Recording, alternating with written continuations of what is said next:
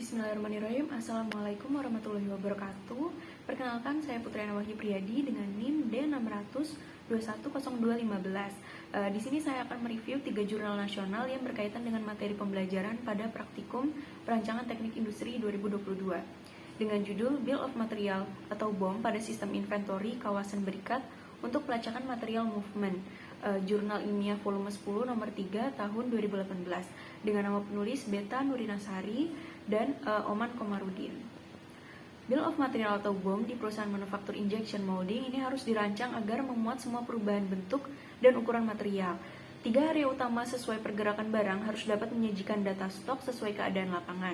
Nah, ketiga area tersebut adalah warehouse yang menyajikan data raw material, yang kedua ada produksi yang menyajikan data work in process, dan yang ketiga ada quality control yang menyajikan data finish dari suatu perusahaan.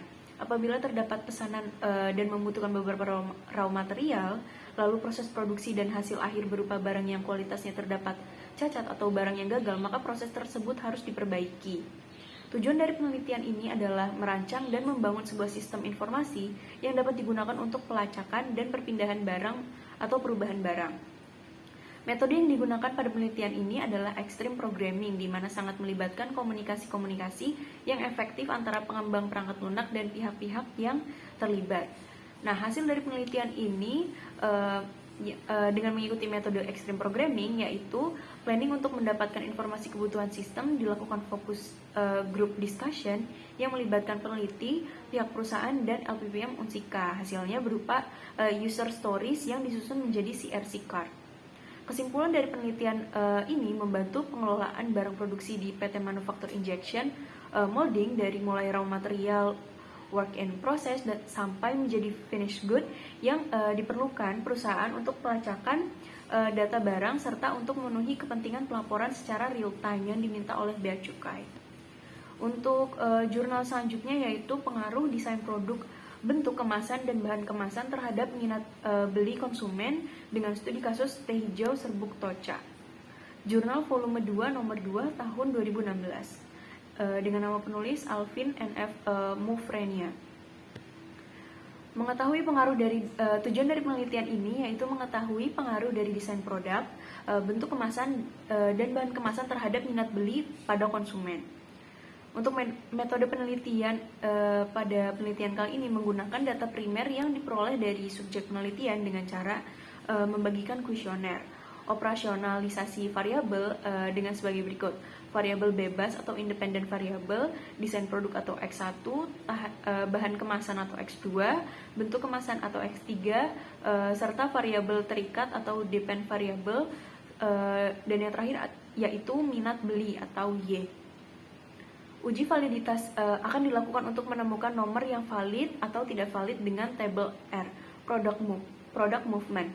Nah, kriteria penilaian uji validitasnya yaitu yang pertama, apabila R hitung lebih dari R tabel, maka item kuesioner tersebut valid.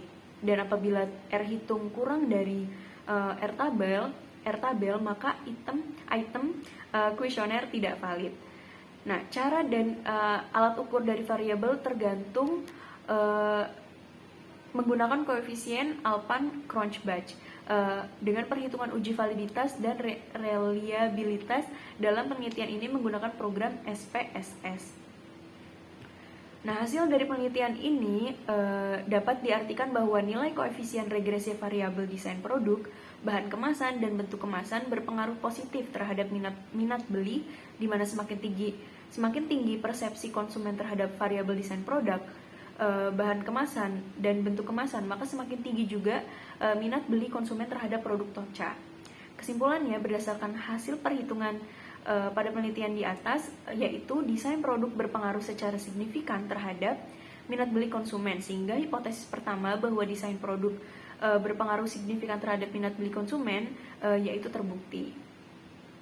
Serta bentuk kemasan berpengaruh secara signifikan terhadap minat beli konsumen, sehingga hipotesis ketiga bahwa bentuk kemasan berpengaruh signifikan terhadap minat beli konsumen juga terbukti.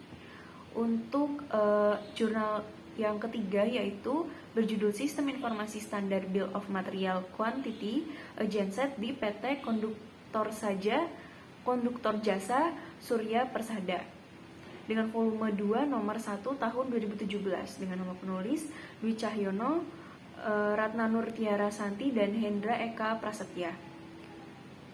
Tujuan penelitian ini adalah sebagai berikut. Yang pertama, sistem mampu mengontrol secara otomatis untuk pengeluaran material permintaan di gudang dengan standar Bill of Material Quantity yang sudah ditentukan, serta menghindari terjadinya habis stok barang atau material, serta mampu mendeteksi secara otomatis batas minimum penyimpanan material di gudang untuk proses produksi genset. Untuk subjek penelitiannya ini, permasalahan yang sering terjadi dalam pembuatan suatu produk genset di PT Konduktor Jasa Surya Persada ini adalah di mana ketika ada beberapa pekerja lama yang sudah terbiasa menggunakan standar lama genset tidak mengikuti standar baru yang sudah diperbarui oleh manajemen, atau ketika munculnya tipe genset baru. Banyak sekali perubahan-perubahan yang dimunculkan dari asumsi sendiri oleh para pekerja, di mana perubahan itu tidak didiskusikan dengan pihak engineer agar data standar Bill of Material Quantity-nya itu dapat diperbarui karena munculnya tipe genset baru yang mengakibatkan banyak sekali modifikasi yang harus diubah untuk memenuhi desain baru genset tersebut. Nah, untuk metode penelitian ini sendiri dengan tujuan penelitiannya yaitu yang pertama, sistem mampu mengontrol secara otomatis untuk pengeluaran material permintaan di gudang dengan standar Bill of Material Quantity yang sudah ditentukan, serta menghindari terjadinya habis stok barang material genset dengan metode EOQ, di mana sistem mampu mendeteksi secara otomatis batas minimum penyimpanan material di gudang untuk proses produksi genset. Nah, dengan langkah-langkah penelitian sebagai berikut. Yang pertama, melakukan jumlah pembelian yang ekonomis. Yang kedua, menentukan persediaan pengamanan. Yang ketiga, menentukan titik pemesanan kembali. Dengan hasil penelitian, sistem informasi standar Bill of Material Quantity yaitu pembeli yang ekonomis untuk relay Omron dapat dilihat berdasarkan banyak permintaan yang dipesan adalah sebanyak 14 piece yang dibuktikan dengan hasil EOQ pada sistem informasi standar Bill of Material Quantity. Nah, pada pengujian manual dan secara sistem menunjukkan sistem sudah berjalan dengan lancar sesuai dengan metode perhitungan yang dilakukan. Nah, kesimpulannya, akhir penulisan sistem standar Bill of Material Quantity pada PT Konduktor Jasa Surya Persada adalah yang pertama, sistem yang dibuat mampu membantu proses pembuatan data BOM untuk mendukung proses produksi perakitan genset. Hal ini dapat ditunjukkan pada uji penerimaan pertanyaan di mana penerimaan menyatakan 53% setuju dan 43% sangat setuju dengan sistem yang telah dibuat. Serta sistem yang dibuat mampu membantu untuk mengetahui persediaan barang material pada gudang. Itu saja yang dapat saya sampaikan. Wabillahi taufiq wal hidayah. Wassalamualaikum warahmatullahi wabarakatuh.